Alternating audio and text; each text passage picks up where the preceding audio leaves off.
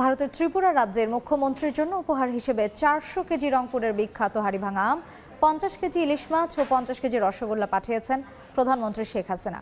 দুপুরে ব্রাহ্মণবাড়িয়ার আখাউড়া স্থলবন্দর দিয়ে উপহার সামগ্রী হস্তান্তর করা হয়। স্থলবন্দরের শূন্যরেখায় উপহার গ্রহণ করেন ত্রিপুরায় বাংলাদেশ সহকারী হাই কমিশনের প্রথম সচিব রেজাউল হক চৌধুরী ও মোহাম্মদ আলামিন এবং ত্রিপুরার কাস্টম সুপার দিব্যেন্দু ভৌমিক। দুদেশের উপহার পাঠানোর মধ্য দিয়ে ভারত ও বাংলাদেশের সম্পর্ক আরও সুদৃঢ় হবে বলে জানান কর্মকর্তারা। এর আগে গত 23 জুন বাংলাদেশের প্রধানমন্ত্রীর জন্য 500 কেজি ত্রিপুরার বিখ্যাত রানী জাতের আনারস উপহার হিসেবে পাঠানো হয়।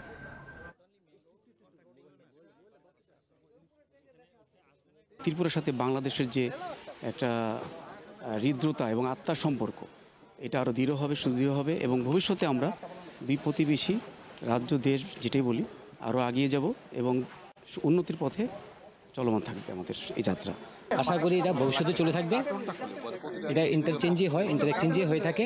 যত বেশি আদান প্রদান চলবে তত বেশি ভালো থাকবে সম্পর্ক।